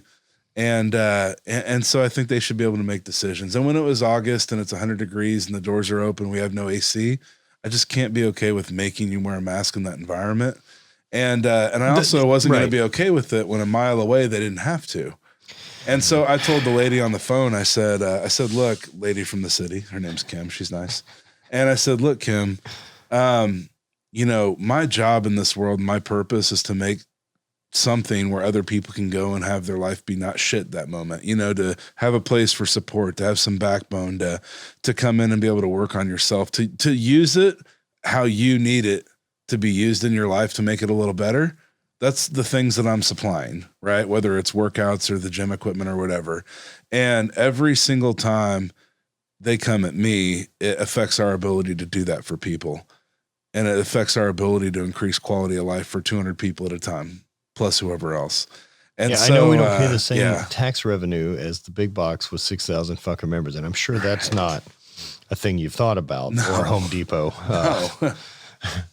Well, and so they're like putting me up against this other really nice gym in our area. And so I went into that gym in my freaking pit bull tank top. Yeah. I walked in there with my mask on, and they were like, yeah, we require everybody to wear masks. And there were 10 people in there, and 7 of them were down below their chin. And I'm like, guys, let's not just feel like we're better than everybody. Let's not posture. Let's just get through this crap. Right. And just follow the rules and do what you have to do. But let's use our common sense. And let's make things feel a little bit equal there. But we've waved bye-bye to that a little bit. Yeah, we have. Because like I think we live in such an outrage culture with canceling and stuff like that because it got easier to cancel school for snow at one point, you know, and then it got easier to do it for this. We somehow also switched and moved into a line where we let the trolls start helping with regulations. So people got power in a way they never got it because of the internet. Because of the internet, because everyone's got a voice now. But that doesn't give you value. Yeah, and it's tough because everybody has a platform to say I'm important, even if they don't even say it as themselves. Can you imagine the amount of times people spend on subjects and topics online as a troll where they're not even themselves? They're not even pushing their own agenda. I wonder that, right? Because I think about the people who've made their gimmick on that, like a fucking Kenny KO on YouTube, right? Yeah. Like your whole gig is being like a shock journalist in the fitness industry. Like, man, your whole thing is just not being cool. Yeah. Oh, that fucking seems like such a bummer to me, like of an existence to have to be that blow dude. Whistles and make people's lives suck. Oh, and like, look, man, I'm successful or not, or making money or not. Like, I don't fucking care. Like everyone thinks you're a fucking bummer. The cool personality things that made people money and they lived off of in the 90s and 2000s were fun. It was like Jackass and America's Funniest Home Videos and things that built you up. Some things that made you laugh, you know, and made you care about something. And man, it's just odd where we've gotten to have to get pleasure this way. Well, but we've also told people, especially with troll culture, right, that like because of the way comments work and the way the internet works, we've made some big shifts because so many people now text more than we phone call or have in-person conversation. And especially this year with being separated and then with mask, like 90% of communication is in the nonverbals and having context and having the inflection of my voice and how I said the thing, right? And we've lost all of that. And so, I mean, how many of us read emails and text and interpret it in the tone that you want to hear it in and think someone's saying, and then you think like there's a conflict when there's, that wasn't my intention. How many times have you left somebody on red and they said something, you're like, oh shit, my mom called. Right. Like, I can't it wasn't about you. I had no idea. I can't tell you how, like, another great thing for anyone who gets caught in those type of things of like feeling left behind or ignored or any of that type of shit is no one's thinking about you. Right. Everyone is busy and handling their shit. No one cares at full fucking speed. Like, I've had that realization. If I've missed it, I'm sorry, but I'm busy trying to keep me fucking all the parts together. I hope this helps somebody, but I used to be somebody who would always think, and I still do, it's hard to break this, but I used to always think that people didn't care as much as I cared, and I wish they brought into relationships what I did. I feel the same way, man. And man, I really stroked myself on those things. And I give so much less of a shit now. And I learned that from you, Matt. So the less I give a shit about those things is, man, it's so relieving. And, you know, I just got to the point where I'm like thinking about so many things about what people think about me. And I care a lot less. Dude, and where that has really shifted though, and it's continued to evolve for me from away from like, you're in or you're out. And if you're out, that's cool. Yeah. And I don't give a fuck. Right. And I don't care less No. But my energy allocation. Yeah.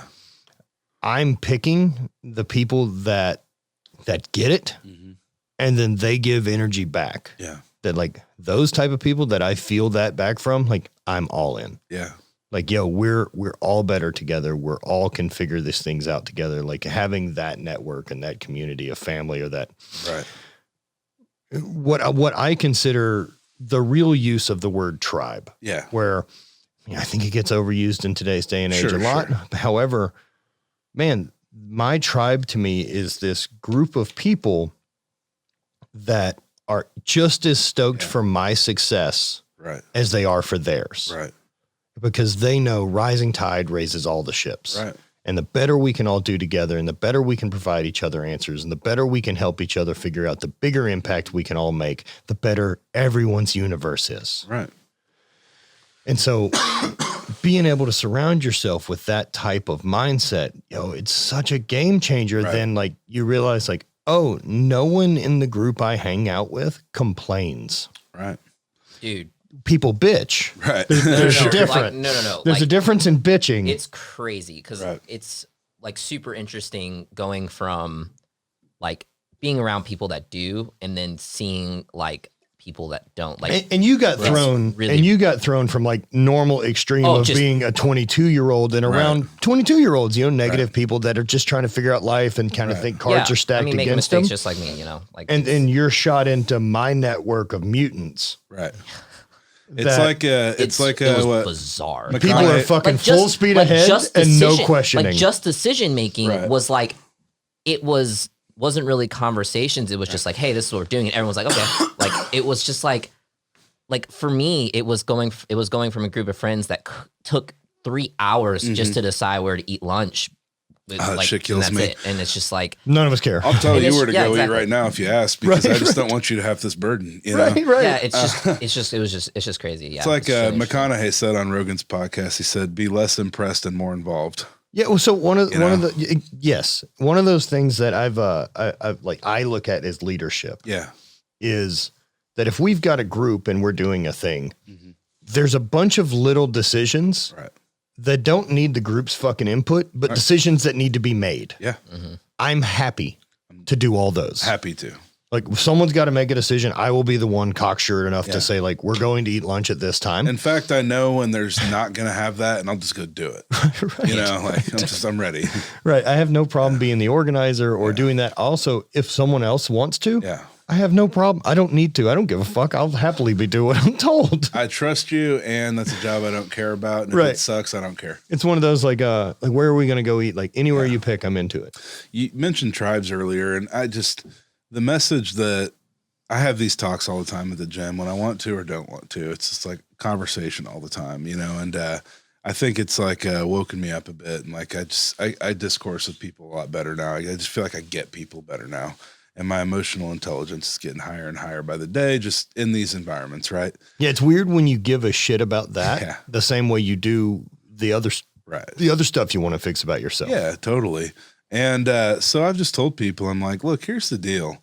Like, you look at all the places where they list where people are happiest and where, people have the most money and where things are the most chill, where the virus isn't that bad, blah, blah, blah. And they're all places that just look vanilla. Yeah. And I tell people what we're doing in America is so unprecedented. It's hard. Nowhere else are tribes together. And where they are, it's bad. Yep. Like in Australia with the native people. Not a good situation. Nope. In South Africa. Yeah, no, some bad situations. And in America, we have everybody here and we're all in different tribes and we don't want to be together. No. But we are, and we're trying our asses off. And it's an experiment that doesn't work. Yeah, I'm not sure that I would go with trying our asses off. We're trying to convince ourselves. Yes. And will it ever work? I don't know. Because what I feel like is going to happen is down the road, we're all going to be this caramel blend of all these people that finally melted. That's something I've said since the beginning of COVID, like with especially with race issues. We've got our tribe. Right? The race issues, this is literally a thing we can fuck our way out of. Yeah. Right. This is fixable. Yeah. Yeah, that's what I'm saying. And so I see the writing on the wall. Eventually, we'll all be the gray aliens with big fucking eyes. This is just what the conglomeration of all the races eventually, and we don't need physical prowess anymore. If we live, this is what we turn into. If we live that long and it doesn't blow up beforehand, that's what's going to happen. Well, that's a cool thing. It will be one tribe. If we do live that long, right? The thing we can accept is that we didn't blow it all up, right? And so for me, it's like, are we interested in a species living for the next 10,000 years? Yeah. And if the answer is yes, right, that means we didn't blow each other up. So let's just start trying to fucking fix that problem, because we have to fix that if we're hoping to get there. Yeah. So I just think we have a really unique set of challenges in America.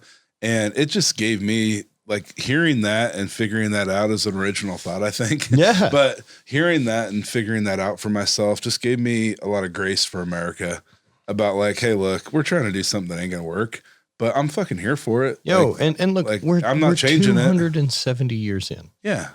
Like there's this song by still not a lot. Bonnie and I. There's a song we listened to a bunch, like on the road trip this summer. It's this song by Minus the Bear. Yeah. And it's like something absinthe at the party or something like that. Something with absinthe. I can't remember the full name of it, but there's a line on it because it's absinthe. Yeah, there's a line in it that's like, I sat on a park bench older than my country. Yeah. And so just guys just talking about being in the Mediterranean and like having that perspective of like, oh, this is a 2,000-year-old park bench. Mm-hmm. Like my fucking country's been around for 270 years. Yeah. We're on the first draft. Yeah, no, it's we're just so wild. committed to holding the line on this first draft in so many different areas because it's hard for people to change their mind. And I get that too. Like I understand how tough it is to make a shift on an idea when you believe your arrival to that idea was given by a deity. Right. And whether that's the way people feel about the Constitution and our founding fathers or the Bible in general, that these decisions are set in stone and made by a deity and not something dudes created. Right.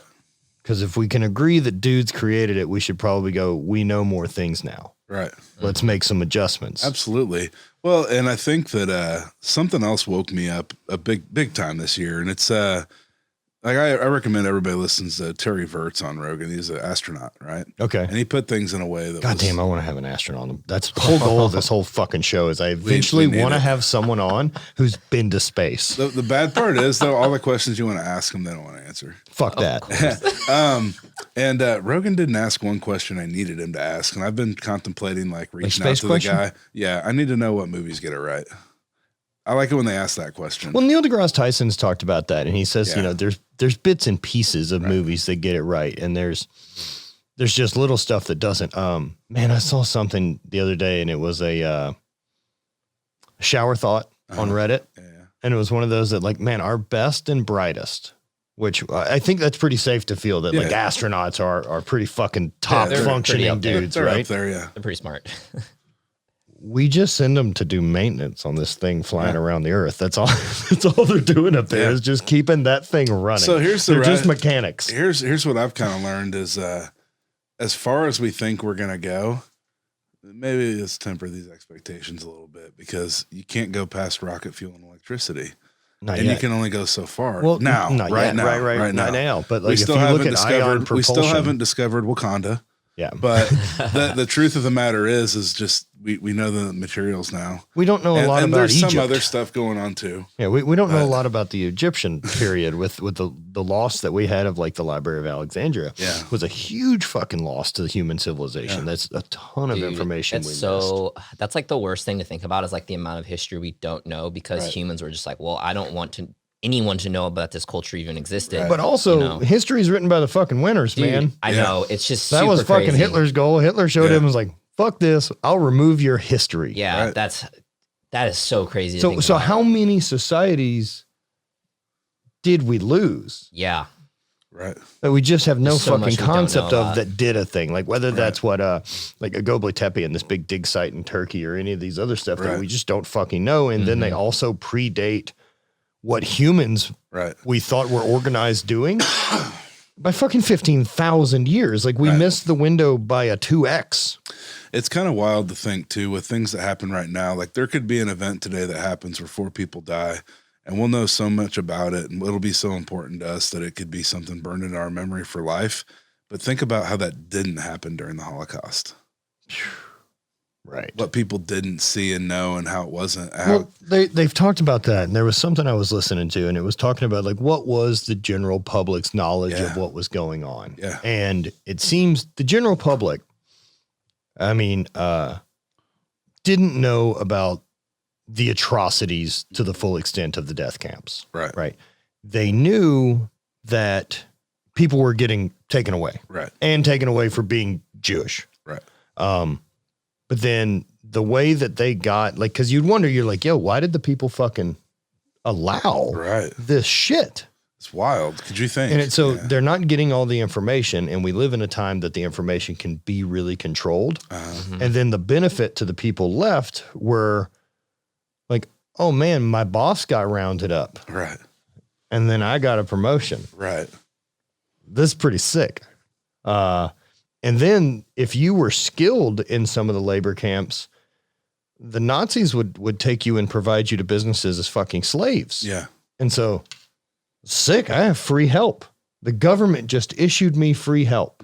And so, I mean, a lot of time at that point, and like, not to mention, it's a little bit of a Pablo Escobar deal where it's a little bit of like, do you want gold or lead? Right. You pick. Yeah.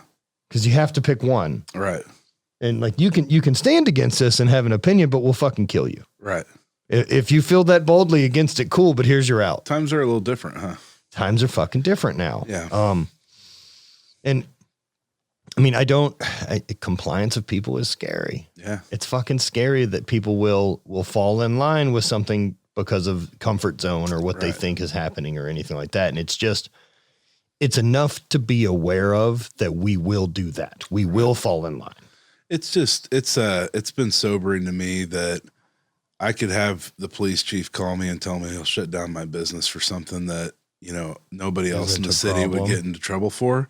Literally only because of where the location is by 2 blocks or 2 miles, I could get my business shut down and my business license pulled. It's so fucking silly. That's wild to me that can happen. And so in having the phone conversation with folks about that and like having that as part of the deal, it's just, it couldn't be more frustrating in those situations, you know, to deal with something that you feel like you just have zero power over. And, you know, it makes it really tough to want to be bold. It makes it really tough to want to be a leader. And, because you're dictated to by people who are like, why are you in this fight? Dude, so that's another one of those things that fucking kills me. And I try really hard to insulate myself. Yeah. And it's say like anytime that, like buying a house and needing to get a mortgage or fucking doing something like that. Right. As soon as there's someone else, a third party that I'll never meet, doesn't know me, doesn't care about my business, they get to make a decision on the success of my fucking company. I had that experience. So I got to meet with the city official who wanted to make sure we could have a powerlifting meet. Right. Mm-hmm. And so we met and we talked and she, you know, helped me make it happen, even though I thought it was unnecessary. I was following the rules. If I follow the rules, buzz off. Sure. You know, leave me alone. Tell me what I need to do to make this good. You leave me alone. I'll do it. But just remember, like, I'm helping you get paid. Like, you know, you're getting to sit in your fucking house right now. As if they're doing us a fucking favor. Yeah. You're sitting in your house, not missing a check. And I'm out here figuring this out. Right. And, so it's one of those things where if it's somebody who will show interest and be there and be supportive, when they came out with another round of rules, I said, hey, I've got another meet coming up. Do I have to go through this again? They're like, yeah, you got to go through it with the county. And I said, who's the person? They said, there's not. It's a form. And I said, sorry, I'm not doing it. I said, if it's somebody who cares about our well-being and cares about my kids and cares about what we're doing, great. But I'm not going to kick over a form to somebody who could be sitting there eating Cheetos off of it on their desk. And I've been to their office. That's likely. Yeah. And it's just enough of them go, And they're sitting there, you know, preaching all these rules from the courthouse and really making us scared every day. And then I go to the courthouse for something and I walk in and the 4 sheriff's deputies behind the counter aren't wearing masks, bullshitting together. And I was like, hey, this is the building we make the rules in. You got to follow them too. And I walked up to him and I said that. I was just bold about it. I said, hey, if I have to wear this all fucking day, so do you. And I said, the rules come out of this building. And if you guys are going to make me uncomfortable about whether or not I'm going to be okay from day to day, then you guys need to feel at least something that we feel. Yeah, for sure, man. It's such a fucking bummer Just that, don't be that above it's gotten that way. And then like somebody called the cops when we were supposed to be closed back in March. And I don't know if it's just somebody that's from another gym that's just being a douche or what, or somebody that's just ratting people out in the streets. But Fuck, man. We got a phone call or a pound on the door. Get stitches, I know. It was Thursday night. We were closed on Tuesday. It was Thursday night, and it was me, Ryan Silva, one of my best friends and trainers at the gym, and Hunter Henderson, one of the best lifters in the world, and Ryan's girlfriend. Mm-hmm. So we were there working on something, and then afterwards I was like walking on the treadmill, and they were deadlifting. And the police pounding on the door. I come and open it, and I'm like, what do you guys want? And they're like, oh, we got a call that you guys were doing business when you're not supposed to. And business. And I said, okay, well, you can fucking check. And he walked in, and there's 3 of us, and he was like, oh, I follow you guys on Instagram. You're cool. Like, what a fucking waste of resources, though, that guy had to come do that for a thing that's not a problem. And then I had to do that for a meet. I mean, it's just been a pain in my ass. And man, I tell you, I'm glad to see you still being involved and doing meets. It's one of those things that I don't give a shit about. We're just trying to use common sense, you know? That someone who's smart, yeah, you run a fucking great meet, man. We don't want to do. I understand that it's hard right now, and we're trying to be so kind to everybody that feels whatever they want to feel. And I've talked to everybody in the gym pretty much that I think has an opinion one way or another about how we do things and how we're fair to people, or how we create an environment where people feel safe no matter what time it is, right? Right. And so with the meets, we tried to do that. So my solution to that is I just rent the biggest place possible. Yeah. And then we keep it under 50% capacity. It's 24,000 square feet, and we're allowed to have up to 200 people there. Yeah. And so we can host meets, and we can make it happen. 200 people. You know what's fucking crazy, right? It's like sometimes where you see an occupancy sign, and then you think about that number of individuals in that room. Like the fucking swimming pool at the hotel I was at in Arizona. Yeah. Like it was a normal swimming pool. It's probably about the size of this room. Yeah. Yeah. And it says maximum occupancy was like 82. And I'm like, Jesus Christ, they're just fucking jammed. I would love to see 82 people in that pool. Just like, who has fucking, you're touching each other. You've been in that CrossFit gym that I rent? Yeah. The occupancy is like 377 in that giant There's so much room. You can put 4,000 people Yeah, of course you can. I've been to fucking shitty bars.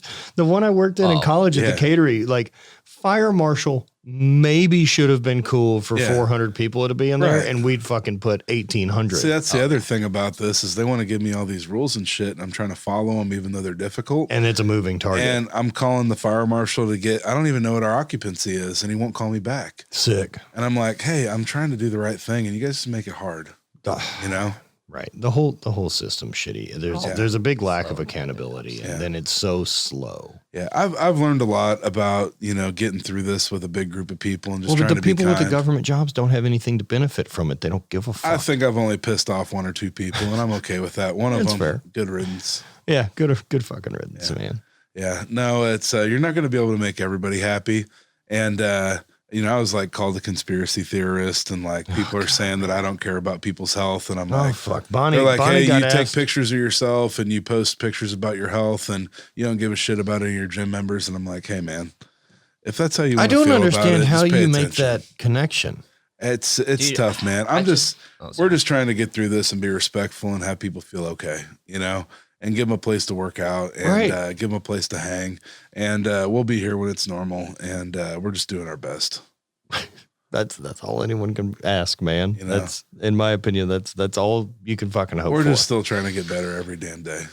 So you're heading to Miami with us, yeah? Yeah, well, not with us, but I'm gonna come down and see it, and we'll hang out. That's right. Are you running mics? Or are you hanging out or working or? Hey, so I was originally going down to be with one of my buddies who's competing, and he got hurt, and I'm like, well, I need a vacation, so yeah, come party, man. Make it happen. I've never been down there for that. Oh, so no? I've never been to hybrid. All right, well, like I know that we're gonna go. I know Brant's coming. Harry may be coming, and our other guy, new guy Andy. Nice. So like our whole media team's coming. So we're gonna go the 19th. Mm-hmm. We're gonna be at the meet. I'll be there. Bonnie's lifting.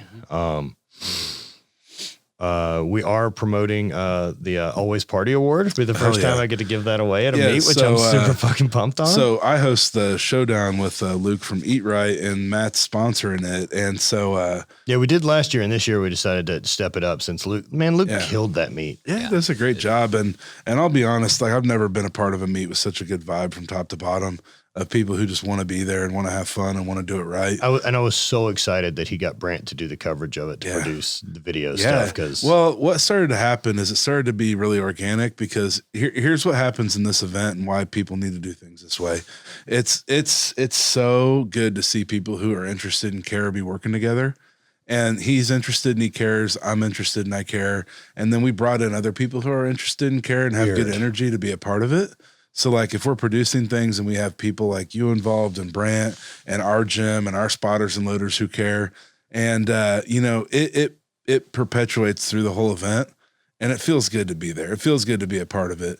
Yeah. It feels good to know, that something is done in a way that it's good for everybody involved. That it has good intentions. I think now, especially with me improving our media team, like the coverage of this year's showdown meet will be so fucking rad, because I'm sure Andy will be involved. Right. Yeah, because I mean, me and Luke pretty much were talking about next year. Hey, Brent, next week the reverse monolift gets delivered, so there won't be any bars in front of it. That's fantastic, because that made me kind of want to punch things. But monoliths are just so... We're doing everything so you're going like the big Euro style monolith. Yeah, so that's cool. Dude, it's a different thing to lift out of for people who aren't used to it. It is, but if you're the best in the world, dude, fucking get after it. Yeah, dude, I'm really excited. Yeah, you'll be there. Yeah, no I'm shit. really excited for this upcoming year, because we were already talking about like we want it to be even bigger and like we needed better. And I'm like, well, I'm definitely going to get help this time, because I'm just like, I kind of got a scope of like what I can do, but I'm like, dude, no, one extra person, man, gonna just tear expectations. We already have 40 of the top 100 invites in. Right. And then it's flying. Yeah. So I got a chance to do, be part of Steffi and them's meet and go down there and support them. And man, they run a fucking good show. Yeah. And I wanted to be part of it and sponsor, but do something more unique that fit more of a fit for the brand. And because I think at this point, I honestly don't give a shit about people's total as much. And so you go to a meet and you fuck around, you walk on the treadmill. Yeah, I want to hang out with people. Yeah. You know, I like the vibe. I like the community, right? And so you're bringing me sunglasses to the announcer booth. You know, it felt cooler to do the Always Party Award. And so it being this, $2,500 cash prize for whoever I felt in the building, like, made the day better. Yeah. Like, man, today would have been X percentage lamer without you here. And like, maybe that's a lifter. Maybe it's a coach. Maybe it's someone's wife who was supporting all day. And like, you just see them getting food and making sure people are taken care of. Yeah, dude. Or someone in the stands who was just fucking hype all day. Like, yo, I'm giving someone $2,500 cash, and I'm going to do the same thing at the showdown meet. I fucking love this award as much as anything. Like, I was at a hotel recently, and it's been real lame traveling with COVID, and people use that as an opportunity for rules or restriction or to feel one way or another. And I was at a hotel, and the gals at the front were just so electric. And I was like telling their bosses every time I saw them, like, these girls are good at their job. They make this fun. They make this better. And there's nothing I appreciate more than that, is like just people that, bring people along for the ride, and they're there to serve and to have a good time and to be excellent. And, getting that kind of atmosphere and those kinds of people in meets, that's what's fun for me. And there's never a time when I don't host a meet and afterwards I don't have people to email and say like, hey, like you were really a good part of this, or you were a really big deal. Like, I think you really had good energy. Even lifters, like, hey, I really appreciated like what you brought today. Like, the energy was great. Or, even if it goes bad, to be able to talk to them too, Yeah. And that's a shift that I made this year too, with just kind of overall how I feel about stuff, and like the bog down of all the negativity and bitching and bickering and wherever it is across just people. And so like, I'm done. So I'm done. Like, if someone has a comment that I disagree with, I don't want to bicker and give you my side of it. I'll just not be involved. Whereas if one of my friends is doing a thing I'm stoked on, I'm going to make sure they fucking know that I'm pumped for them. Right. Mm-hmm. Well, here's one thing. After a really big meet, and Brant, you'll be in gear with this. What's the number one story usually after a huge meet? It's usually, validity judging, Garrett Fear yelling about someone's squats. Yeah. And it's even led people to like not host meets anymore. And because it's annoying as fuck, man. Everyone's trying their best. Everybody's trying their best, but in my opinion, like the sport's big enough and there's enough money around the sport, and it's at a level that's enough. And you would feel this way in Highland Games too, where you need to do it right. Yes. If you step over the toe board, then you need to get a foul. The rules aren't fucking complicated. This isn't a moving target. So here's what we did at the showdown is I'm a very good powerlifting judge. Yep. And I have very good powerlifting judge friends that have no pulse, that don't give a fuck who you are, that are going to be cool. And my biggest pet peeve when I was a good lifter was when I would be squatting and the judge would be out of his fucking seat, like excited, yelling and like giving me the commands. And I'm like, no, sit down. I don't want you to have any pulse. Right. I want you to be a stone cold killer of a judge. Just sit there and don't get excited. If I could hire you, if I could exchange you with a computer program that watches this, that knows. That's extremely accurate. Yeah. Right. Like if when the lifters come in, if there's a sticker that I can put on your knee and on your hip. Yeah. And we've determined that this is your fucking femur. And as soon as this one's below the other, you've hit depth. I just want the T1000 from the Terminator. Right. Yeah. I can fucking replace you with a computer program one day. And so that's the kind of judges I try to get. And I'm not saying the job's not important. I'm just saying that's a level of indifference you should have to the person. Yeah. Yeah. It's just, so I get good judges, and you can tell after the meet was over, the hate was low. The people on the stream that, could be just sitting there being just shitheads, that wasn't there. And also, if you people don't give that attention, the lifters that bombed, they were happy because they had a standard. They knew what happened. Right. I didn't have one person upset about that shit for the wrong reason. That says a lot, man. But it also says that's what people want, and we don't give it to them. Right. People crave that. People crave accountability and discipline, and we don't allow them to have it because of the emotions that we put on them for if we were to give that to them that we're uncomfortable with. And I guess if I was in a realm of trying to chase being the best in the world at powerlifting, which means I need to be better than other people, that level of competition becomes a really different thing than me just trying to get better, because me trying to get better doesn't give a fuck what anyone else is doing. Right. Whereas trying to be best in the world, it matters. And so it does matter that all of us are playing by the same rules and by the same guidelines. Absolutely. It's complicated. And with people involved, it gets weirder. It does. It does. But yeah, man, it's a great experience right now. I mean, I want to get some of this stuff behind us from this last year. And, because I'm still like trying to move forward, and honestly, well, you've had some big fucking shakeups in life, man. It's not breaking my spirit at all. I won't ever say that. Right. But the harder it is for leaders to lead via legislation and whatever other bullshit we have to go through to do what we want to do to try to be great, the less we're going to do it. Dude, there's something about those of us who want to do that we're going to, but we're also going to figure out, I'm going to do this. And if that means my way to least resistance is not letting any of you know I'm doing this, fine. Then that's what you've taught me I have to do. And if we get into a society where I can't do that anymore, I'll find one that I can. Then it's just going to be tough. I'll fucking find one I can, man. Yeah. And so that's the thing is, it's not breaking me, but I can see how it heads that way. There's definitely tough, a point you can get to whenever you figure out your own thing and this kind at some of point you're done building fighting. a universe. Can't fight forever. Well, there's some point you just go, you smile and nod and say, sure thing. And then do whatever the fuck you were going to do anyway. That's kind of how my life has become. And you're like, oh, these things that you're talking about, rules and regulations, like, I don't care. Yeah. I'd honestly. Or standards, or like what the natural path should be, I guess, more, not like speed limit, right? Here's the thing. I pull out of my place every morning and I have to turn left. Okay. I turn right and then I turn left onto the highway to come onto the highway and go north. And every day it's red. And I have to wait until it's my turn. Yeah. But there's a good 45 seconds I could have turned every time. Yeah. Hey, everybody listening, next time, after you stop and it's clear and you use some critical thinking to know what the lights are doing, just fucking move, bro. Yeah. Your life will be so much better. And there's people that'll ride with me that are like, huh? And it's and I'm like, that didn't big, change. It's the same picture. thing when it's not this way. Like I was doing what would have happened if it just was a different color, and I'm smarter than the light. It's automated. Right. I'm willing to observe the risk here. For the first time in 6 months, there was a cop there the other day, and I fucking stopped in the middle of the intersection. Hey. He had to. I love that you stopped in the middle of it. Like what? He was turning in front of me, and he had to like go out of his way out of the thing to get around. Oh no! Because you just ran it. Because he knows I do that every day now. He's like, you do that every day. I bet. And he didn't bother you. Yeah, no, man. But that's confidence. So that's the thing though. But bro, I've been making that you and your white privilege every day. And, yeah, I'm just waiting for somebody to beat me at the side of the road for doing that, you know. And God, I would. In St. Louis, that would have been anything can happen, man. Anything can happen. And I'm not surprised by anything, but man, it's like people, please just be critical thinkers and be apologetic for it later if you have to be.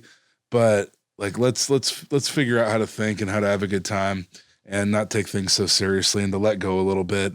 And we haven't talked a lot about weight loss, and we're going to probably be done here in a second. Yeah, we can always do this again. But I want to say one thing to anybody that's struggling, that's listening to this, that you're fucking okay. And you need to just be okay with that. And you need to be able to not look at the number on the scale as something that's going to be emotionally impactful to you. It's just data. Just look at it as data and it's work. And it's literally, as much as you don't want to think that weight loss is math, get over yourself. It is. Well, not only that, like just use it as the data and don't be emotionally connected and say the number on the scale is simply giving me a feedback of, am I doing the right thing or am I not doing the right thing? Be connected to how you allow yourself to feel emotionally, not how you allow yourself to react to things you can't control. But that's something you can control. Yep. Okay. And give up some of that control and some of that power, because that right there is what's holding you back every day from those goals. And anyone I've ever met who is trying to commit to the weight loss thing and change their life and do that, who run into roadblocks and get caught and they do that thing of like, it's not working. Yeah. I've never had someone who I honestly felt was fully committed that has that happen. Yeah.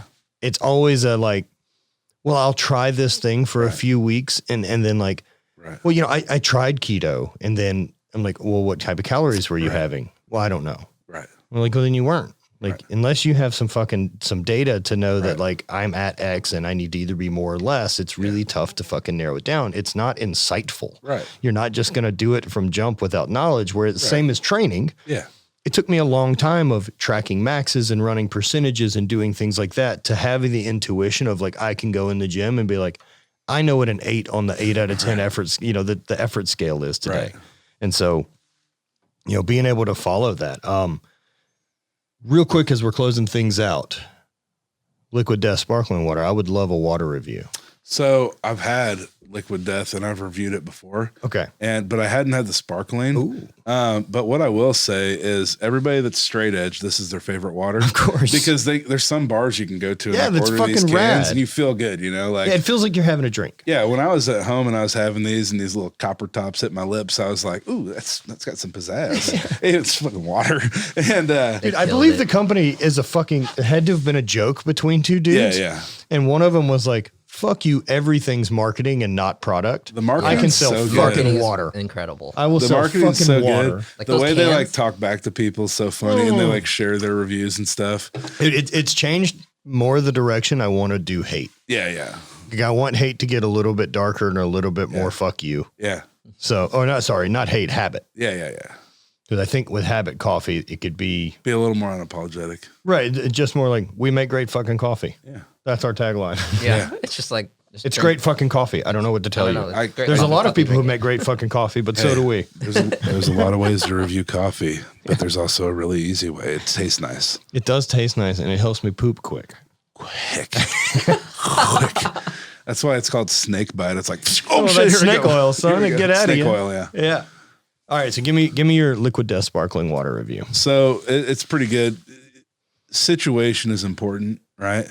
Like you were drinking out of a jar last night, and that's a pretty good move because a jar is a good vessel for water. Yeah, especially if it's got a lot of ice in it. A little razzle dazzle. Yeah. But so Liquid Death is good. I love their marketing. I love everything about them, their color, their style. And I gave them like an 8.7 when I reviewed it. I was into it. All right. 8.7 on the 10. I would go with that. You know what water can get completely effed?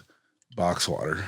It tastes like you rinsed out a milk jug when you were a kid, rinsed it out, and then filled it up with water and then drank it. Oh, yeah, it's not good. That's not good. No, I would say like Spring Valley mountain water, sparkling water in the glass bottle could be my favorite water. Voss is good. My favorite is I would do these water reviews, and I was just screwing around. Yeah, of course, I love it. You're gonna talk to Aaron. He texted me. You're gonna talk to Aaron Horshake here in a minute from Squat University, right? Yep. And I was leaving a session with Aaron because he used to be a physical therapist in Kansas City. And I was leaving a session with Aaron, and I went to the gas station, and I was really thirsty. And going to QT, and I got a freaking Icelandic water. Mm-hmm. And I put on my story. I was just like bullshitting, and I was drinking my water, and I was like, I wanted Thor's sweat so I could be strong again. This is the closest I could get. And then I drank it, and then I like rated it, and then everybody thought it was hilarious. And I was like, I'll just keep doing that. We'll just keep doing this? Yeah, until I ran out of water, so I just kept doing that. We'll find you more water. Have you done like the black water? Yes. How's that? Yeah, it's fine. Yeah. All right. Gimmicky shit. Could be a lot more crisp. All right, dude. Where can people find you? How can if people want training or coaching or anything? Yeah, man. I own Strong Barbell Club in Kansas City, Missouri. So if you guys want to check out the gym, hit us up. Every way that you can communicate goes to me, whether it's the phone, the email, the Instagram. My Instagram's JPLifts_SBC. Our Strong Barbell Club Instagram is just strong_barbell_club. And we have meets, we have coaching, we do all kinds of cool stuff, and apparel, etc. Check us out. We love to be a part of this community. We love to be a light in the community. Our motto is, if we want something better, we're going to work and change it. We're not going to bitch. And so it's a real cool place to be involved in, and I'm thankful every day that we created it. Man, I love it, dude, and I've always loved the vibe you put out. Yeah, man. You're one of those people I know that, like, the big picture of you being your best is making the people around you better. Yeah. And you've got a light, dude, that you're fucking good to be around. What good is it if we can't give it to anybody else? No, man, you're a powerful person to be around, man. So I always love any chance we get to fucking be around each other. Well, you're part of we have all these places that are like energy centers, and the way they used to say it in youth group when I was a kid, they'd say like, this is the fire, and then when you go out from it, you get a little cold and you come back. Sure. I always get a little warmer when we get to hang out. Thanks, man. So I really appreciate that, brother. you. And as always, thanks for having you on. Everyone, thank you for listening. Spread hate, always party. Thank you.